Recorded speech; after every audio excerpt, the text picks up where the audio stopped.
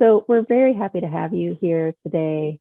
Welcome to today's webinar, Wisdom to Know the Difference, a webinar for supervisors and leaders with Rebecca Demerol from Trauma Integration Programs. She's been with us a number of times. I'm sure there's a fan base here. We're very, very happy to have you back here, Rebecca.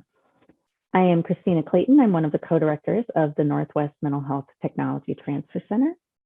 Wanted to first start off, even though we are in a virtual world, to do our land acknowledgement. So we're asking for those engaging in this event to just reflect on the lands on which you reside and acknowledge those ancestral homelands and traditional territories of Indigenous people who have been here since time immemorial. We just want to take this time to acknowledge the land and pay respect to the nations whose homelands were forcibly taken over and inhabited.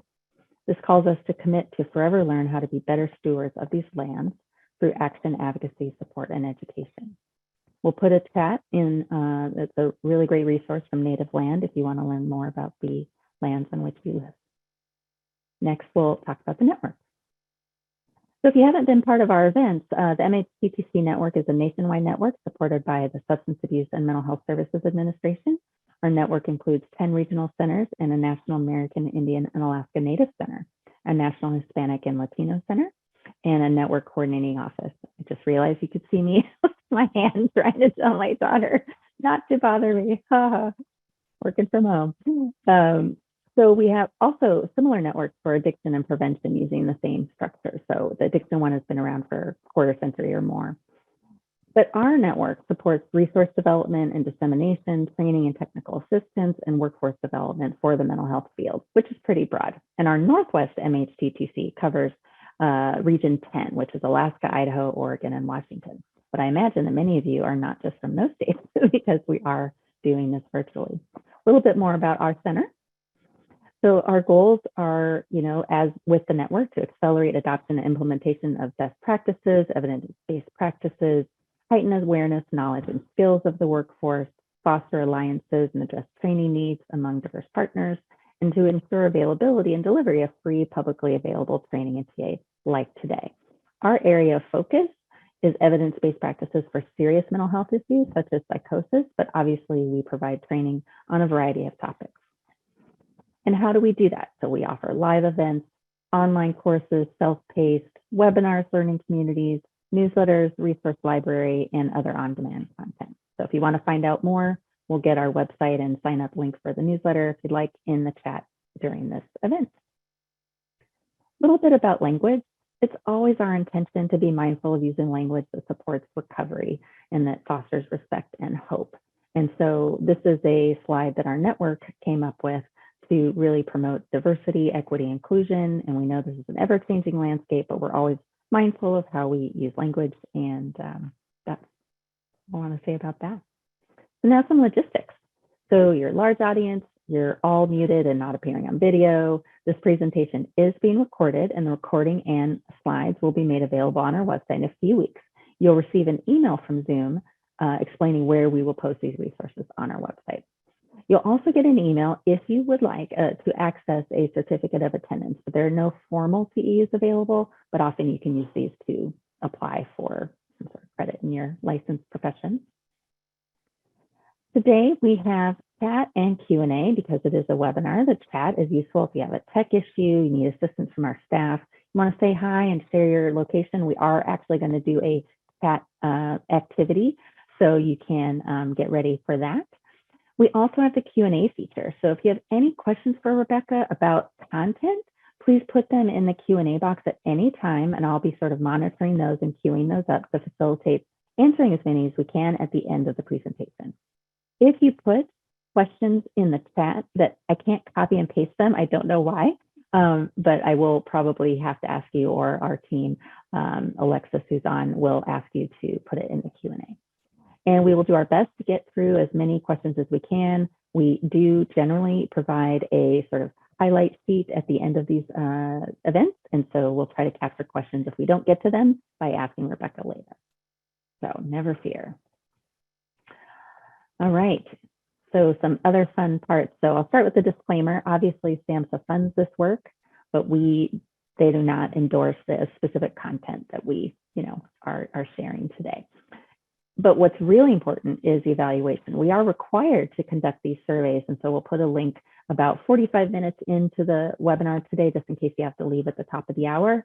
But we really look at the information that you share. So it really literally takes about 2 minutes. You do put in some sort of personal code, but honestly, you can put whatever letters and numbers you want. We just want your feedback. And we really, it helps us plan future sessions and make sure that we're delivering content that you like, and it helps keep the free training coming. All right, well, we're so grateful for Rebecca joining us today. During the webinar at some point, and as we've been doing, we might do some links that might be of interest. But first, we're going to see who is in the audience today with a couple of quick Zoom polls. And so I think Alexis will do that for us now. So there are 2 questions on here. You're going to choose whatever best, we are limited, and I think 10 options per question. So whatever best option best describes your role.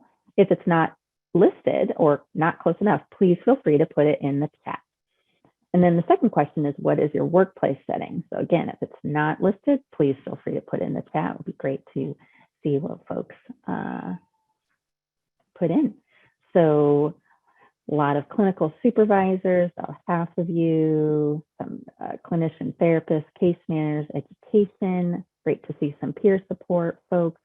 Again, if you want to throw in the chat, if you're one of the others, we love to know the kinds of folks that are able to make it to our events. As far as settings, I see about a third from behavioral health clinic, education, criminal justice and corrections, shelter housing programs, hospitals, and others. Seeing some great stuff going into the chat. Let's see, we're getting pretty close on people participating, about 80%. So I think maybe, Alexis, we can go ahead and share the results. All right. So we have about half clinical supervisor, and this is, you know, a webinar geared towards that kind of role, but others are absolutely welcome. Others may be doing supervision, not have that exact title. Settings, you know, looks like third behavioral health clinic, and a variety of other options. So excited to see what folks are putting in the chat. Okay, so now we are going to do the next activity around opening up that chat window. And so here's, if anyone's heard of Chatterfall, this is something we're relatively newly exposed to, and really think it's very fun. So what we're going to do is have you open up your chat, and you're going to type in, but don't press enter yet. That's the tricky part. So open up the chat window and please write, and make sure it says to everyone, because that is what I need to do. And then please put one word about how you are feeling. Don't press send yet. Just type it in. I'm going to type one as well. So you just type in your word, and maybe you're feeling optimistic. Maybe you're excited for Friday. Maybe, does everyone have their word? Or we think we're ready to go? So 1, 2, 3, send. So press enter, and all those words are going by. So it is pretty neat to see. Curious, calm, energized, understaffed, thrilled. Rebecca, feel free to chime in here if you're noticing. I just love this part. I love, you know, seeing. I mean, if I can't see faces, I like to see words. Yes. Yes. A lot of overwhelmed, which I absolutely hear loud and clear. And we are so grateful that you made it here today. Just a little bit of holy feeding your resilience a little bit. A waterfall. Oh, interesting. Yeah, someone shared it with us called Chatterfall, which is fine too, but I think they're pretty neat. You know, Rebecca, I guess I would say, I'm guessing these are, you know, kind of similar to the words we would have in the word cloud kind of experience. When we did that, yeah, Mm-hmm. that was great too. Yeah, this works. So wherever you are, whatever you're feeling, you're going to be in the right place. And if you've not met Rebecca before, you're definitely in the right place. So it's my pleasure to present Rebecca Demerol. She's the founder and director of Trauma Integration Programs with more than a decade as, check this out, an ambulance paramedic, 22 years as a paramedic trainer, 18 years of mental health counseling experience, specializing in traumatic stress. And she's also a licensed Asian medicine practitioner and acupuncturist. So her unique skill set and just emanating light is really informed by her own traumatic childhood and teen years spent on the streets and the foster care system. And the way you resonate, knowing the topic that you share, Rebecca, is amazing. So I know you just have a very, very high familiarity and empathy for trauma and loss. So we're very grateful to have you here today. So I'm going to stop my sharing and turn it over to you. And Rebecca, I don't know when we first met, but it feels like probably a couple decades ago. But just so grateful that you're here with us today. So welcome, everyone. We'll let Rebecca take it over. Thank you, Christina. You're always so gracious, and I'm just so grateful to be here, everybody. I'm just going to switch to my slides here, fiddling around with my mouse. There we go. So welcome and thank you for being here with me. I'm so grateful to be here with you. I'm so grateful to have this opportunity to speak with you. And I want to start by making my own territorial acknowledgement that I live and work on the unceded traditional territories of the Lekwungen-speaking Coast Salish people here in Victoria, British Columbia.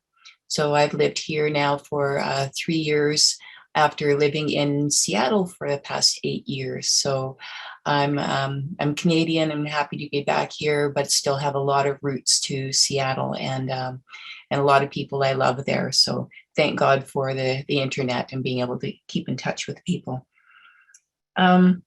So today, you may recognize wisdom to know the difference from the serenity prayer, that when we ask for the serenity to accept the things we can't change, the courage to change the things that we can, and the wisdom to know the difference between those things. And this is especially for those of you who are supervisors or leaders. Being in that role calls a lot of our wisdom. And so that's one thing that I want to help call forth from you today. And hopefully there'll be some wisdom that comes forth from me to you, that you'll find this interesting and helpful. And also the courage, I'm going to quote a couple things from Elizabeth Stanley from one of the resources that I've offered to you. And that's from a book called Widen the Window. And she says, wisdom is the ability to see things clearly. So that's what I hope that we will continue to work on, not just through this presentation today, but through the learning community. If you're part of that, we're going to dive in even deeper and talk about how to become more clear and how to draw wisdom from that.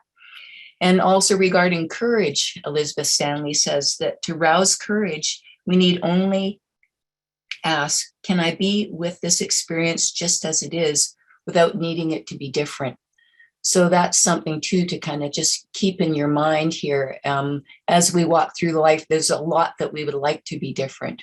And so we need the wisdom and the clarity to know what needs to be different and what we can change with our courage. So let me just begin with that. And what we'll do today is I want to apply this trauma-informed lens to recognize the kinds of ways that we make decisions, not just a general trauma-informed lens, but my own personal trauma-informed lens when looking at, I'm going to share some personal things with you about how I've made decisions in my life and how I've evolved. And also, through my East Asian medicine lens, I always am looking at that also. That is a big thing in life for me and really helps me find balance in life. And then so through looking through these different lenses, we start to evaluate ourselves more and start to have more personal inquiry into how we live, how we feel, how we make decisions, how we work with other people, what we believe about ourselves and others.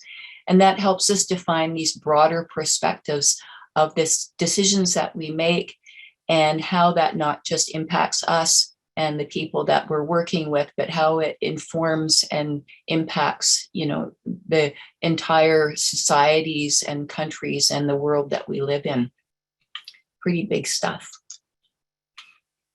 So if you've done any of my trainings before, you'll know that I always provide some self-care, and I feel that it's good for me, first of all, as I'm presenting this to you, but also for you as you're sitting there and not just being entertained by what you're hearing, but also really taking it in and maybe processing some things along the way. So it's important that we do our self-care all the way through our day at work too, and all the way through our lives. We always need self-care. And this particular exercise I've done before, it's one where we breathe in for 6 seconds, we hold for 1 second, and we exhale for 8 seconds. We'd all do all of this through our nose, because breathing through our nose and breathing in this way with the exhalation being a little bit longer than the inhalation tends to it enlists our vagus nerve, which is the longest of our 12 cranial nerves. It's the vagus nerve is the 10th cranial nerve,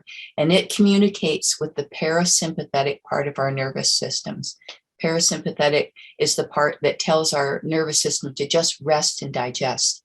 It's the opposite of fight, flight, or freeze, right? Which is that gas pedal that we've always got pushed on in life a lot recently. More and more, it seems.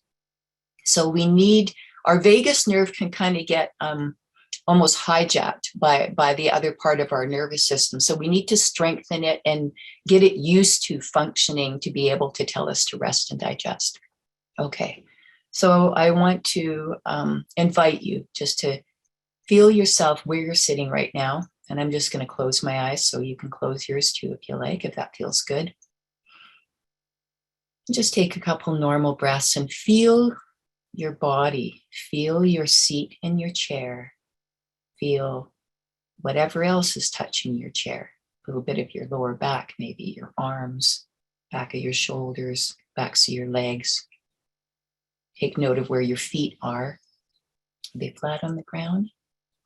They don't have to be, but that way you can feel the earth. What's your shoulders doing? What are your hands doing? What's your jaw doing? And just, you don't need to change anything except just allow it to soften a little. Allow your jaw to soften. Maybe that tongue wants to float to the roof of your mouth. Okay, so let's do a couple rounds of this. And I'll walk you through a couple rounds, and then we'll do maybe 2 or 3 rounds on our own. So we're going to breathe in for 6 through our nose. 1, 2, 3, 4, 5, 6. Hold for 1. Exhale for 8 through your nose. 1, 2, 3, 4, 5, 6, 7, 8. One more time. 1, 2, 3, 4, 5, 6. Exhale. 1, 2, 3, 4, 5, 6, 7, 8. Let's do 3 on our own without me counting.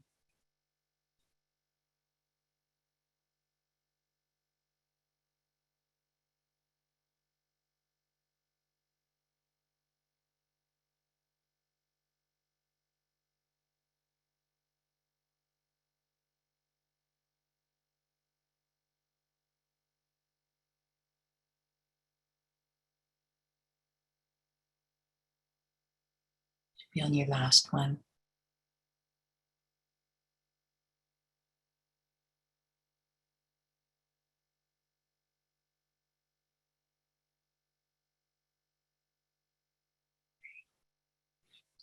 Thank you for doing that with me.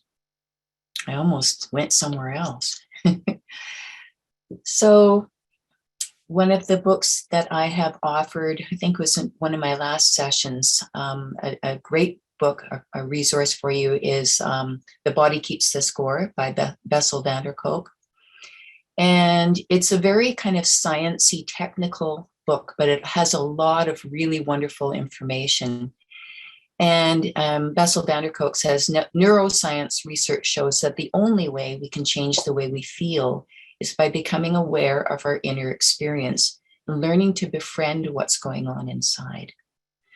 And so the top of this slide, I say awareness equals agency, and that's not his quote. This is kind of a Rebecca-ism, which, awareness, it's not the same as agency, but certainly our awareness can lead us to agency, can lead us to more choice, especially with how we respond to things. And that's important in leadership positions, that we have a certain amount of regulation to our nervous system, so that we're not always jumping into that fight or flight type of delivery of whatever it is we need to ask people to do. We want to come from a nice, calm, relaxed place, nice, sane, regulated place.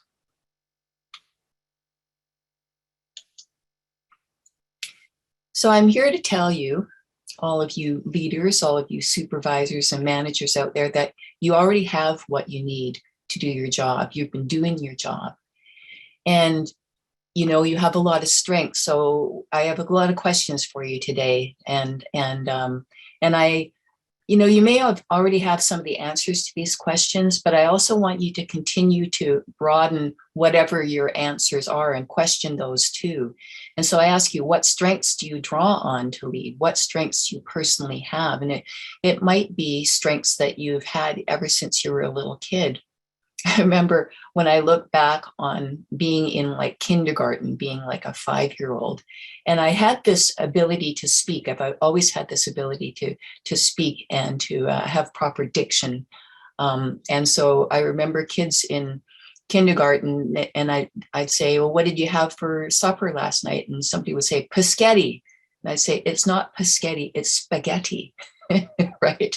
And so that's one of my qualities, is one of the strengths, is I've always feel like I've been a leader in some regard, and always been sort of pushed into that role, not always willingly. And also, you know, you're doing what you're doing, and it's difficult. It is difficult being a supervisor and being a leader. So I ask you to reflect on what is difficult and what's easy, and what's your best day at work look like, and what is your difficult or your worst day at work look like. But you already have what you need to lead. So we just keep on learning how to do what we do even better, right? Another question I have for you is, how do you feel about your role as a supervisor? Does it feel like a burden? Does it feel like something, oh God, you know, why do I have to do this? Or is it an honor? Is it something that you look forward to, your role of helping others do what they need to do, your role of taking direction from whatever role is above you? What does your body feel like when you need to direct somebody or supervise somebody at work? What kicks in? Is it your parasympathetic rest and digest? Okay, or is it often your fight or flight? Does something come up for you that makes you feel stressed about having to direct somebody? And it's not always the easy stuff. It's not always directing somebody. Sometimes it's telling somebody that they did something that's incorrect, or sometimes it's maybe even having to fire somebody, or, you know, and tell somebody that they can't be in the role that they're in right now. So these are all really difficult things, and that's why I say, is it a burden? Is it an honor? How do you feel about it? And most of all, what's going on in your body when you're doing your work? Taking note of it is really important. Remember, awareness is where our agency comes from, is where we can recover that choice. Okay, this is just for fun. And I'm not saying that any of you have these styles of making decisions, but these are some styles that I have noticed in myself over the years of making decisions. So one of them is the knee jerk, and it just kind of comes from the sympathetic nervous system, I'm sure.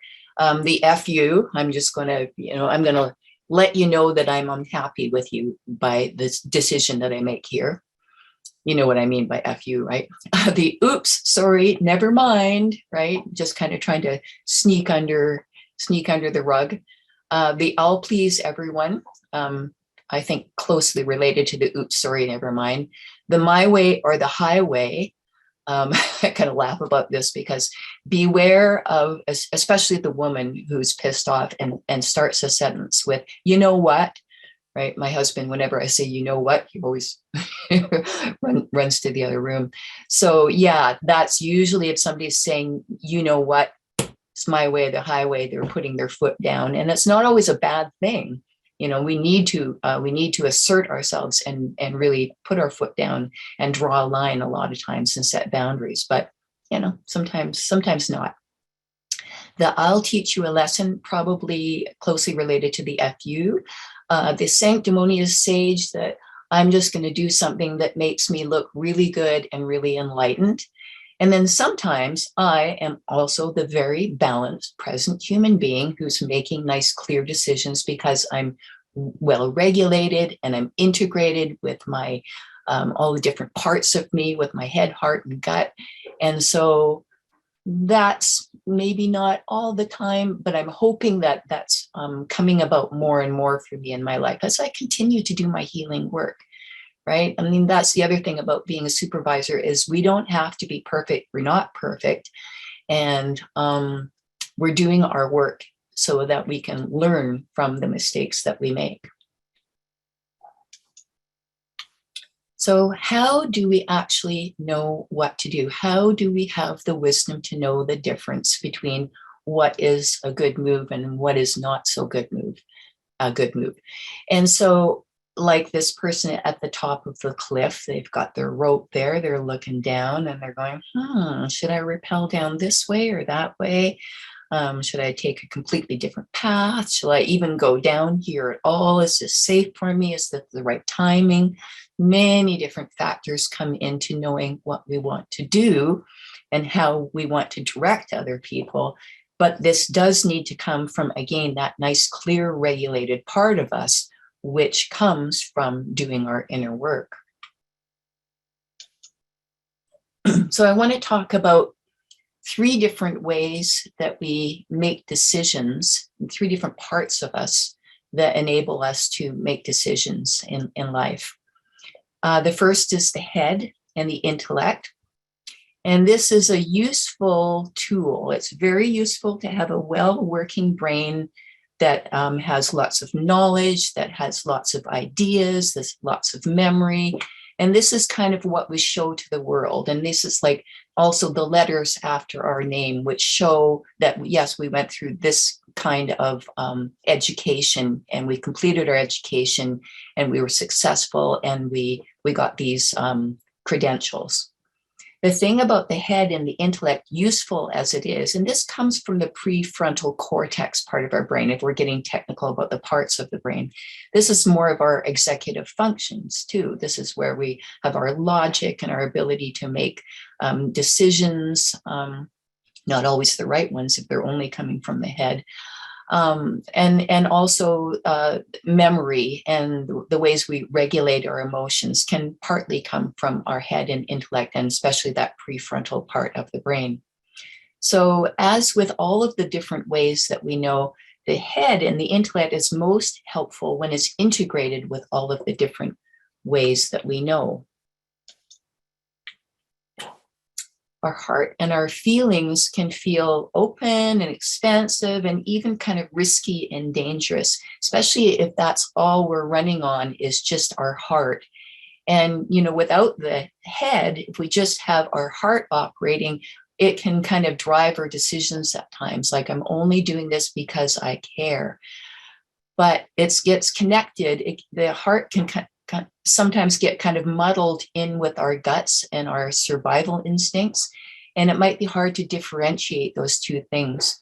So I have in my life, I know, made a lot of decisions that felt like they were coming from my heart when they were probably more coming from my gut instincts and my nervous system, and probably something that was running on hyper alert.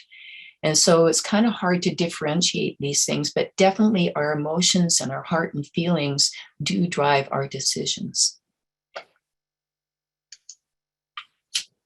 And then the gut and the survival instincts, this is more comes from our amygdala, this kind of limbic part of our brain, and it's our deepest sense of knowing, it's our instinct. So our instincts can be damaged by trauma and abuse. So if we think we're working on our instincts and it feels like wisdom, It may be, but it may also be tangled up with some damage from past trauma and abuse, some kind of automatic patterns, automatic thinking and acting patterns. So if we're only depending on our guts and our survival instincts, it kind of hijacks also our thinking, our ability to logically make clear, good decisions. And so that's why only relying on the gut is kind of a trauma response. It's a trauma response to only be relying on our gut, because it doesn't enact what's going on with our emotions, and it doesn't enact what's going on with our mind and that executive function part of the brain. It's very interesting stuff. As far as the gut and the brain are connected, they're very much connected. In fact, so connected that there's something called the enteric brain. So the enteric brain, starting with our mouth, going down our esophagus, into our stomach, into our small intestine, where most of our digestion takes place, into our large intestine, where water is reabsorbed and stools are formed, and then everything comes out the other end. That's our enteric brain, all of that. There's 100 million neurotransmitters in our enteric brain. And I just read this recently. Not only most of our serotonin is produced in our guts, 95% of our serotonin is produced in our guts, in our small intestine. Therefore, why do we have so many gut disturbances when we are stressed, and traumatized? Why do we have so many gut disturbances? It's because all of our digestion is taking place of not only what we eat, but kind of everything that we feel is being digested and processed in our guts. So increase in stress equals increase in gut issues. And then the gut disturbances send the signals back to our brain that say, whoa, something's wrong. And then this whole connection happens. So yes, healing our nervous systems can heal our guts, and also working on healing our guts with eating proper food, proper breathing, drinking enough water, taking probiotics, all that kind of stuff that we're learning is very important to us, can also help our brain and help all of that heal. I wanted to throw that in, just in the 95% of our serotonin is produced in our guts. That floored me. I didn't know it was that much. So as I was saying, like integrating all of these parts of us is the most important thing, is not just relying on our intellect, not just relying on our feelings, not just relying on our guts, but seeing if we can get these three things operating together. To simplify it even more, this Widen the Window book, Elizabeth Stanley divides things into the survival brain and the thinking brain, and puts these two things together. I think I like that. It's very simple, and I'll talk more about that in the learning community. But integrating is important. So we're complicated. We can feel fragmented and all over the place until we learn how to accept what's going on, feel what's going on, and then that helps the integration process. And I love Mary Oliver. She's a wonderful poet, and she says, attention without feeling is only a report. So paying attention to something is one thing, and documenting it and keeping a journal, but we also need to continue to allow ourselves to feel throughout our day at work too, not just bottling it all up until you get home and explode and kick the cat and, yell at the kids, right? We need to continue to allow ourselves to feel and to register what it is that we're feeling and take care of ourselves. That breathing exercise, the 618 breathing, keep it in your back pocket. Use it throughout your day at work. Use it all the time. Share it with your clients. Share it with your coworkers.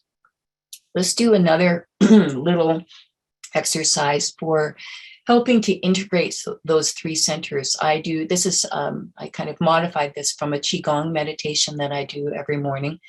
And Qigong is a part of Chinese medicine. It simply means, Qi means energy, and Gong means work. So it's a way of bringing the energy to these three centers. So we're going to just take one hand, and I'm right-handed, so I use my dominant hand. We're going to wave energy into our head, something like this, and into our heart, over your chest, and into your belly. We'll say that that's the guts. So let me just invite you to sit down nice and quiet again, feeling your body. Taking a couple nice normal breaths. And you can close your eyes during this or keep them open. I'll just keep mine open, I think, for now. So take your hand towards the top of your head, and you don't have to touch your head, but just start drawing energy into your brain. Drawing nice, calm, logical, regulated, cooperative, collaborative energy into your brain. Nice and clear, clarity, focus, all like that. Okay, let's go to the heart. And just waving our hand and bringing softness, willingness to feel, openness, open-heartedness, kindness, generosity, awareness. Good. Now down to the belly and just bringing in clarity, groundedness, strength. Can't think of any other adjectives right now. Just drawing in goodness, solidness, the earth, boundaries. Thank you. Thanks for doing that with me. Anytime you do self-care like that, these little exercises make a difference. They calm our nervous system. So just give thanks to yourself for being so smart that you take care of yourself. Our knowing does get damaged. It gets damaged by many different things in life, especially emotional abuse and times that we've been gaslighted. Sometimes it feels like the whole world is gaslighting us. And when we're told that that didn't happen, I didn't say that, you didn't see that, you imagined it. Any kind of sexual trauma that happens to us, but also that we see happen to other people. Of course, racial, gender, and cultural violence, all of this damages our knowing. It's traumatic. It gets us stuck in the fight or flight because we feel like we need to defend ourselves. And when our voices aren't heard and our hope is crushed, we can become cynical. And we feel like we don't have support. And I'll tell you a brief story about me. As a child, I was 3 years old. My brother was 6 when my mother left our home. And she kind of ran for her life. My dad was very violent. And at one point, I know weeks or months went by, and she, I guess, was missing her children and, 2 little kids. She wanted us to come back. And so she took me from preschool and she took my brother from grade 1 and she got us on a bus and took us across town to where she was living in a basement suite of a house. So, of course, my dad had no clue where we were. All of a sudden his kids were gone and he was worried.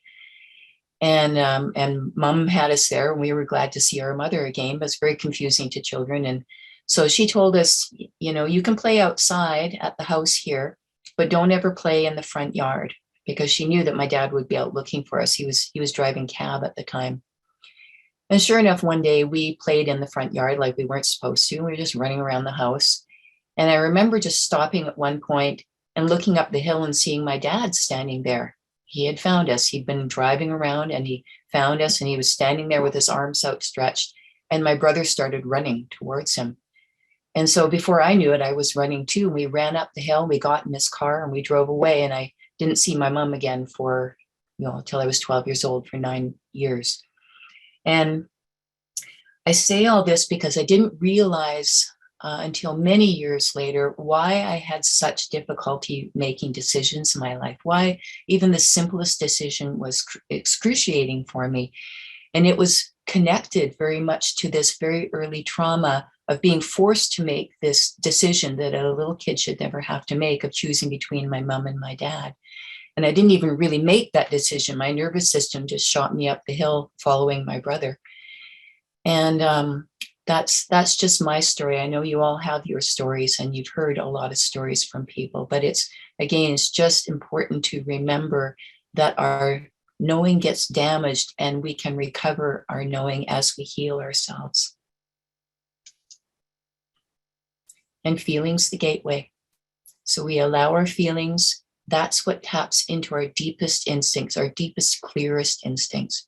And we gather this courage and this insight from facing our fears, from continuing to do what is scary, not in reckless ways, but in ways that are connected and integrated with our hearts and minds.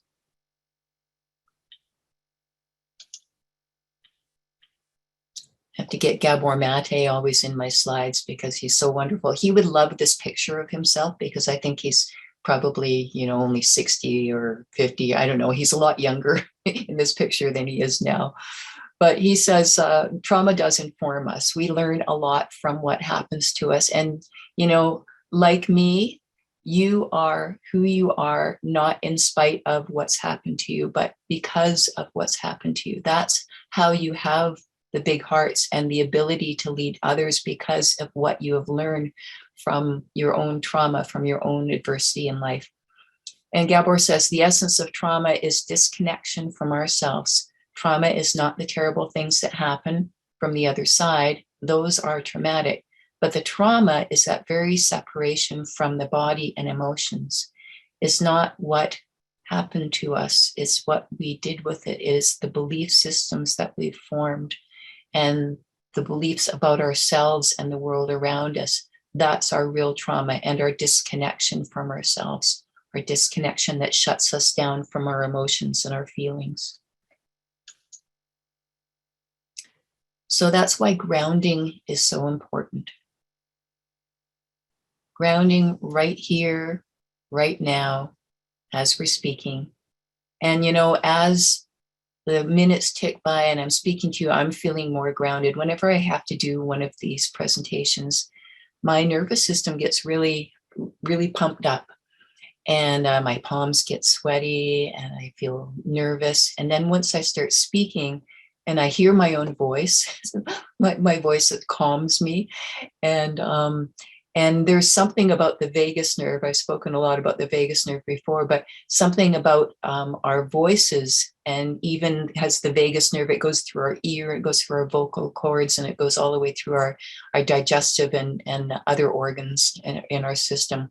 Even just making sounds with our voices can be grounding. But grounding with our bodies and feeling, that's why I ask you to feel your seat in your chair and feel your arms on the back of the chair and your legs and your feet. And an exercise like this, like being outside, don't we all long for summer when we can be outside again and walking in the grass in our bare feet? I just encourage you to do as much of that as possible, and maybe breathing 6-1-8 at the same time, and just allowing yourself to feel your body. Feeling our bodies allows us to feel our hearts and our emotions, and that starts to tie everything together. So we're wise. Another thing I like to do with clients is, and because I've learned, everything I teach is through my own experience.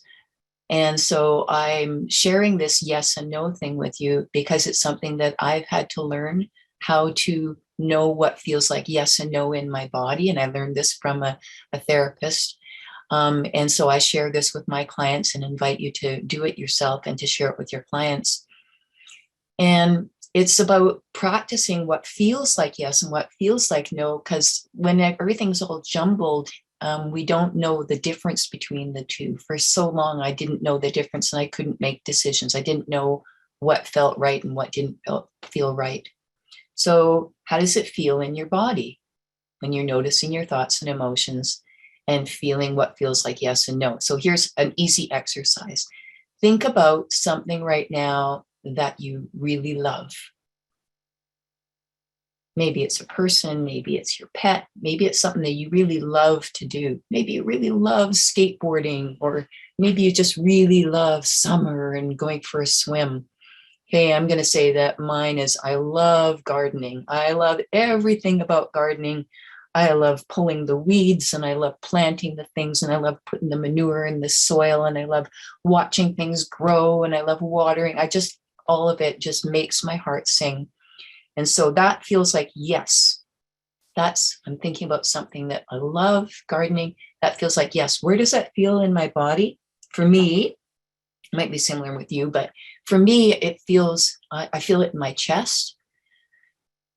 I feel like I can take a deep breath when I think about it. I feel like almost like a tickly, giddy sensation. I feel a lightness and an openness. That's what yes feels like for me. And I have a yes decision. When I was working as a paramedic and my health was just going down the toilet, and I decided that I needed to get some care. So I went and started getting some acupuncture. And after about a year of that, I had this epiphany, oh, this is what I need to do. I need to go back to school and study acupuncture. So I quit the ambulance service and went to, got student loans, went back to school for 4 years. And making that decision was instantly a yes. I didn't even have to look back. I didn't even have to second guess myself. And it's not always that super crystal clear, but this one was. Okay, so now think about no, and please don't traumatize yourself. Don't think about something that's really terrible and it's going to make you feel freaked out, but just think about something that's a no for you. Like, wasabi, like that horseradish stuff, the green stuff that comes with sushi. I love sushi, but for me, wasabi is a big no. It's a hard no. Don't give me wasabi. Please don't put any of that on my sushi. Yeah, that feels different in my body. I feel I feel a constriction in my gut.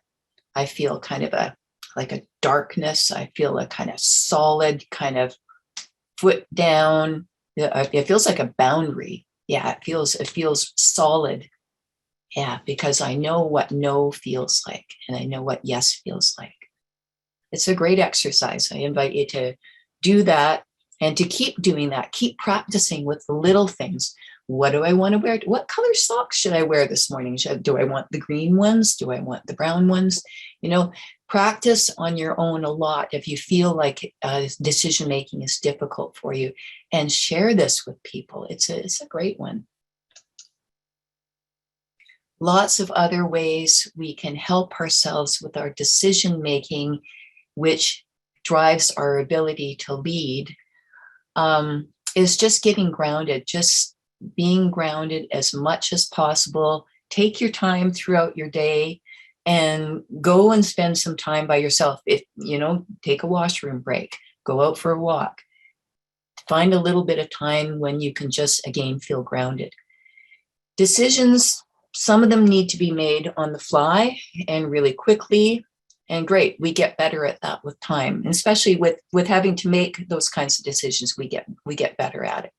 But take your time whenever possible making decisions. Write it down, do the old pros and cons list. It's a very helpful thing. Ask yourself, is what I'm deciding or is what I'm asked to get to supervise others, is that decision in alignment with my values? And if not, then question that. Stand up for yourself, stand up for other people. I know you do, but keep doing that. Always we're asking who or what is impacted by the decisions that I have to make, by the supervisory or management role that I'm in, who or what is being impacted, not just me. So this is how we make really wide-ranging decisions. We've noticed some of our political leaders seem to only make decisions that are based on what they want. And a good leader makes decisions based on much, much broader, as broad a perspective as possible. Talk it out with yourself if you have to. It's great if you have anybody else to talk to, but I use my voice, the voice memo on my phone. I talk to myself a lot, and I'll just have a little conversation, ask some questions, and record it so I can listen to it later. Plan, breathe. Keep doing those things. Excuse me. Sometimes we make decisions that may not turn out exactly as we want them to, and this can be really scary. So here's another question for you. Why is making a bad decision so scary? And is it a bad decision? I don't really like that way of classifying it, but yeah, why is making a decision that didn't work so well? or backfire it on you? Why is that so scary? How do we react? What goes on in our bodies, minds, and spirits when things don't work out the way we thought they were going to? Why is it that we seem to feel more safe when we're right? Again, if we look at political leaders, we can see that they very seldom will say that I wasn't right about something, that I was wrong about something. And that's, again, that's kind of a hard, rigid stance. We want to be more flexible and more resilient with the way we make our decisions and be willing to change course. And we learn these ways of thinking. We learn them way back. We learn them from our parents. We learn them from our friends and our peers and our co-workers, and we learn them from our political figures. And we learn all these different ways of thinking, and which is modeled to us, right? We see what's modeled to us. And so as leaders, we want to model what is clear and what is magnanimous and what is fair to others. And we can only do that if we actually are feeling those ways. And we should be able to change our minds too. Is it okay for you to change your mind about something? What happens when you feel like you need to change your mind? I notice for me, I get, as time goes on, I'm more and more able to change my mind, not in a kind of frivolous, flippant way, but in a way that if I'm saying or doing something that feels off, or it feels out of balance, or it feels hurtful to somebody else, I might just stop myself right in the middle and say, look, I'm sorry, I didn't mean to say that or do that. That's coming from a trauma place in me. That's coming from some old tape playing. And so the ability to change our minds is, I think, a mark of our resilience. It's a mark of our big hearts and open minds and strong gut instincts, if we're able to just stop ourselves and change our minds about something. Because, yeah, it's messy. It's messy. Life is messy. Don't you love Brene Brown? She says, vulnerability is not knowing victory or defeat. It's understanding the necessity of both. It's engaging, and it's being all in no matter what. And sometimes the bravest and most important thing you can do is just show up and be a little messy. Yeah, sometimes that, just because you're a leader, just because you're a manager or a supervisor, you don't have to be perfect. Sometimes it can be messy. And we're afraid of being messy because we're afraid that might reflect on us not being competent. And it doesn't mean you're not competent. It just means that you are working things through like a human being. Speaking of being messy, I remember having, when my husband and I just met, and it was one of our first dates, and he took me to a nice Greek restaurant, and the music is playing, and it's very kind of upbeat in there, and we had, we're waiting for our food to come. We've both got our tall glasses of icy water, and sitting on the table, and I'm talking away, and I, gesturing with my hands. At one point, I go like this, and I swish both glasses off the table, and they smash in a zillion pieces on the floor, and there's glass and ice everywhere, and the waitresses are having to kind of jump around it and trying to clean it up and everything. And I kind of took a breath, and I looked back up at my husband, well, my boyfriend at the time, and he was looking at me with just love and adoration. And I thought, wow, that's new for me. That's new to actually have that reflected back when I do something that I thought was, stupid. And so it was a healing moment for me to feel, okay. Yeah, just because I feel like I'm kind of did something weird and stupid, that he didn't feel that way. Yeah, it helped me. It helped me a lot. So I guess that's to say that as supervisors, our response to the people that we're working with can also mean the difference between how they are able to do their work and how they feel about themselves. It's a huge responsibility. Okay, I've got one more exercise for you. And this is a yogic exercise, alternate nostril breathing. You might have done this in one of your yoga classes if you do yoga, looking at the baby's beautiful nostrils there. And this is, again, just sitting quietly, breathing normally. You can keep your eyes open for this if you like. We're going to use our thumb and baby finger. So just fold the other 3 fingers into your palm. So you just got your thumb and your baby finger extending. And you're just feeling our seat in our chair.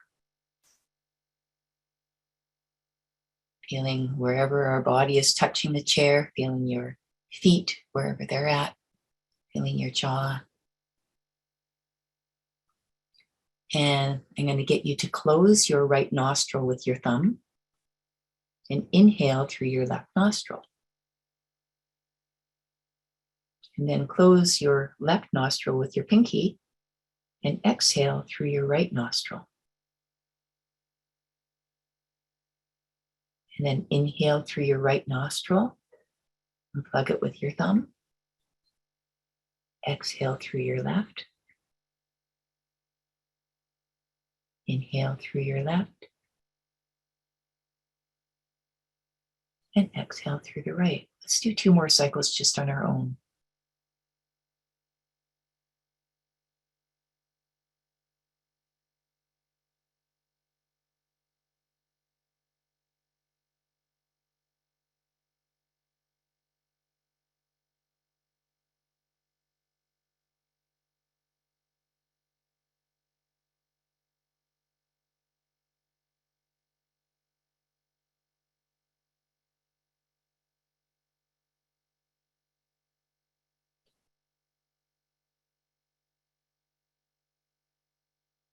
Great. Thanks for doing this with me. I really love this going back and forth from one side to the other. So to me, with my East Asian medicine lens, I think of yin and yang, but we've also got right brain and left brain. We've also got survival brain and thinking brain. And just this ability to go back and forth between the different sides can be really helpful. This is a great exercise for if you have a headache.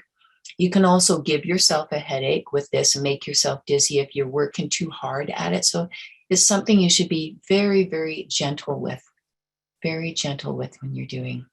Thanks for doing that with me. So sometimes we feel confident, sometimes we don't feel confident, sometimes it's scary to be a leader and a supervisor. And you might have learned long ago where your confidence came from. I have had a certain amount of confidence in my life and a certain amount of the other side of me saying, who do you think you are? And I think who do you think you are is something that I heard from my father as a child, that, yeah, who do you think you are? Anytime I would step up and assert myself, who do you think you are, young lady?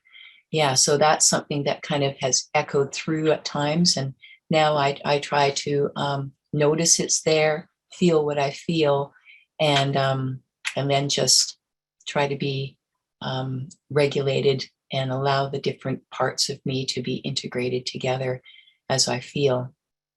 Yeah, but somebody told us that we could or couldn't do things in life. I love seeing parents telling their kids, you can do anything.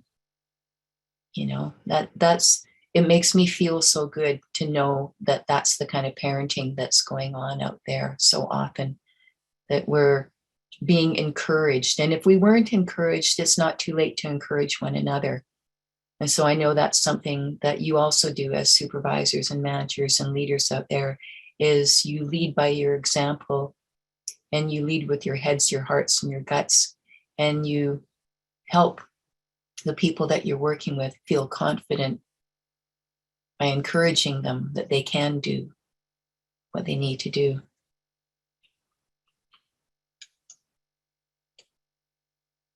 So finally, Maya Angelou, she says, do the best you can until you know better. Then when you know better, do better. And really, that is the long and the short of it. There's no magic tricks to this wisdom of knowing the difference.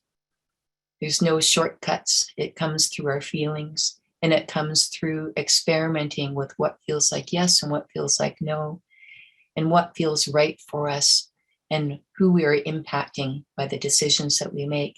and we do the best we can. Sometimes we do make mistakes, and until we know better, we're not going to do better. But when we do know better, we will do better.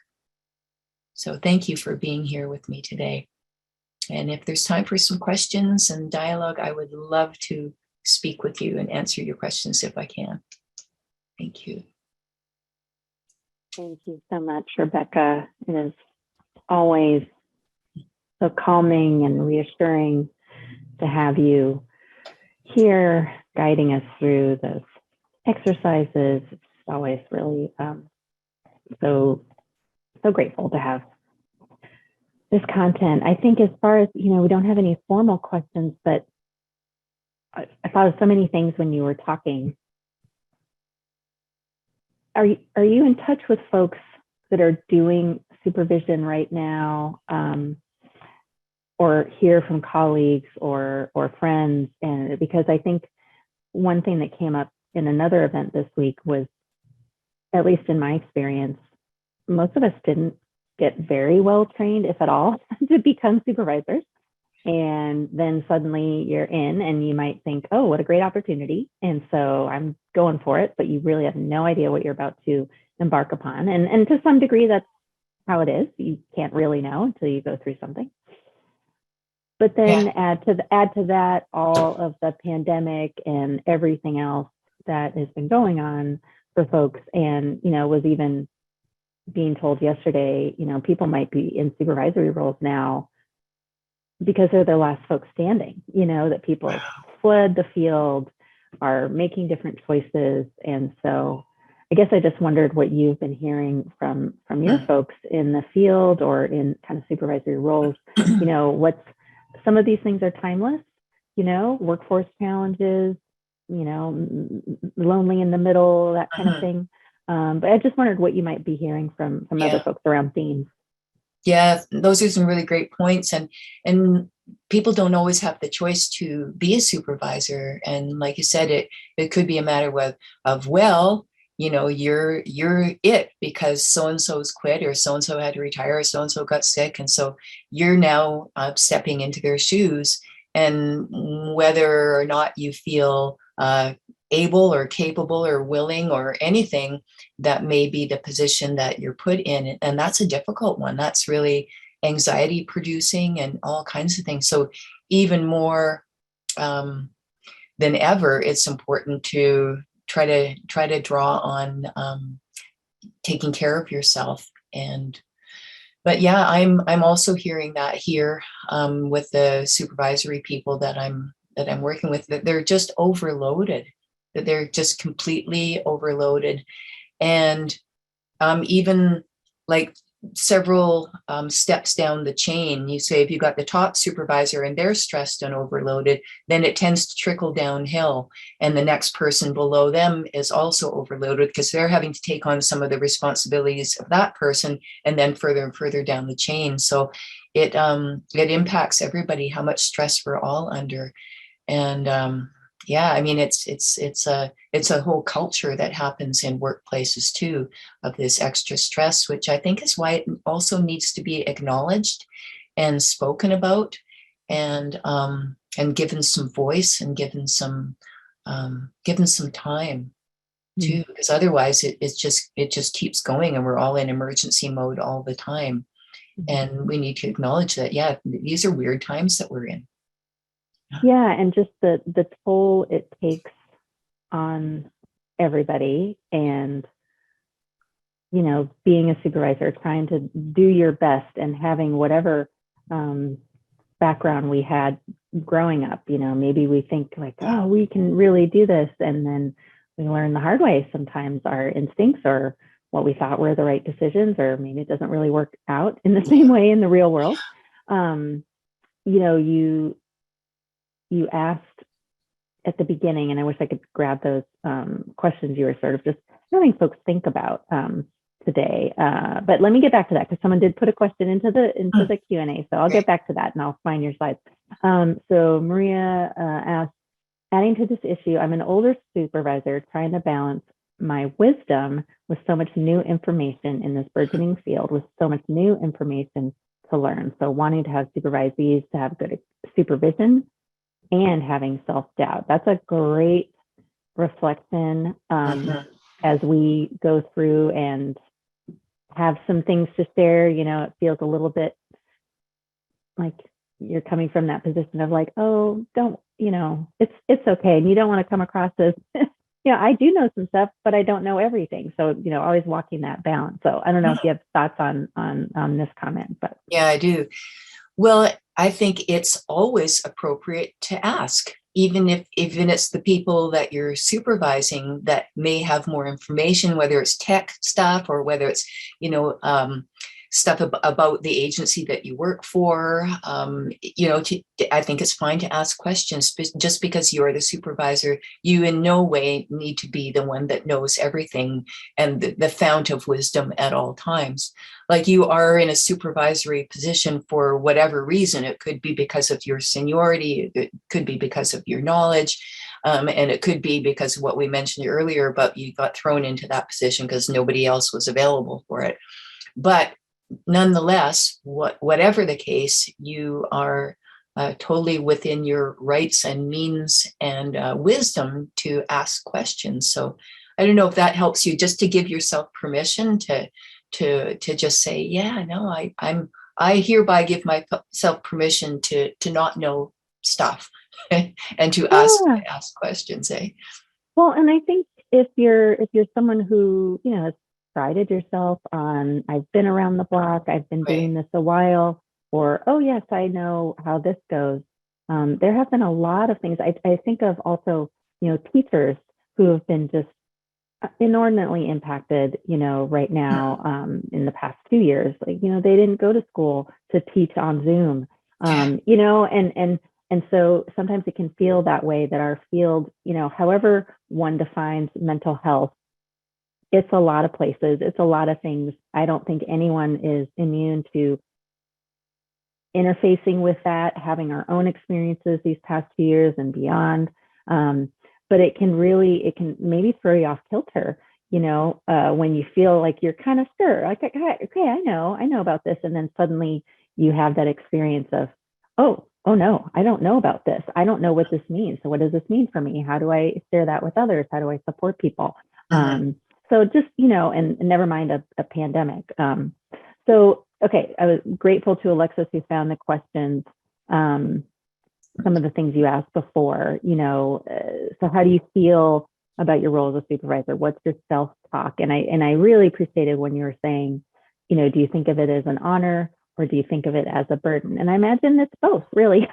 Can be on a given day, right? Yeah.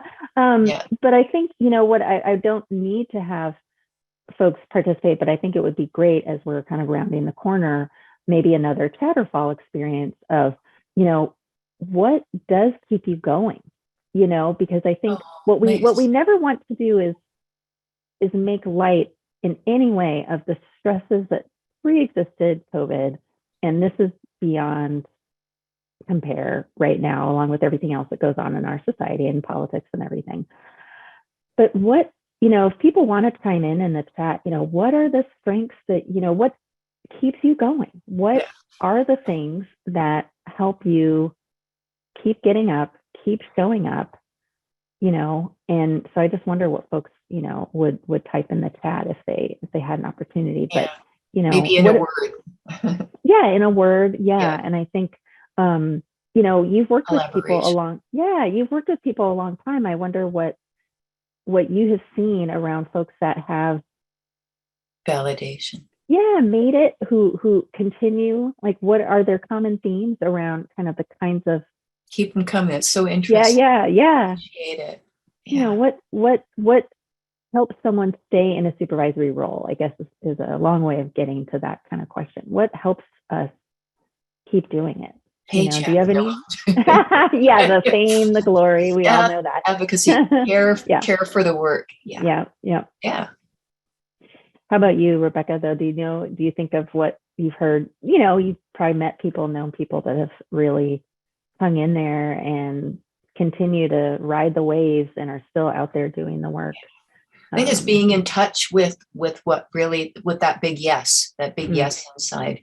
There's this term in Chinese medicine called 心水. It means heart blood. when something's really important to you.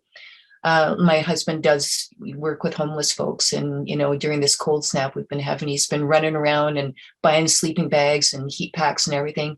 And I'm just like, honey, you didn't even eat lunch today. And he's just like, I'm doing my change.We, honey, because it's what he loves. And I think, being in touch with that, with our work, what we love about what drew us to the work that we do, what drew us to it in the first place is important to remember each day.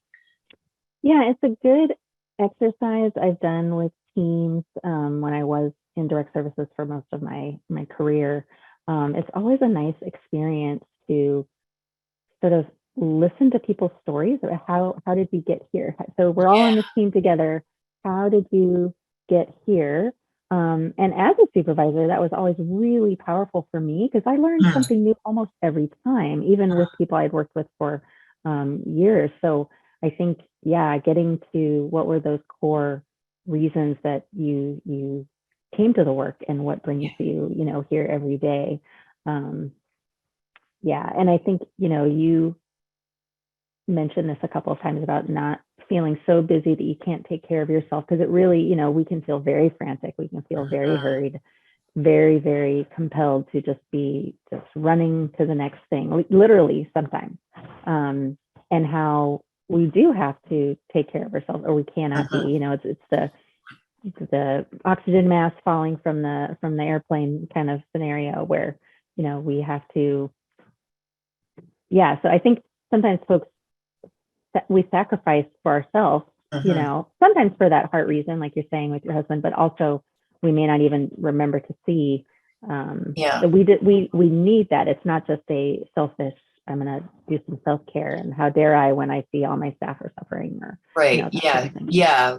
We do need to take care of ourselves. And I mean, that's my work, is to help people be well enough to do the job, because let's face it, when you're in a supervisory role, you have more on your plate, you have more that concerns you, and more you have to sort of keep an eye on, and you want to be well enough to do that job, even if it does feel like an honor to you, if it can become a burden if you don't take care of yourself.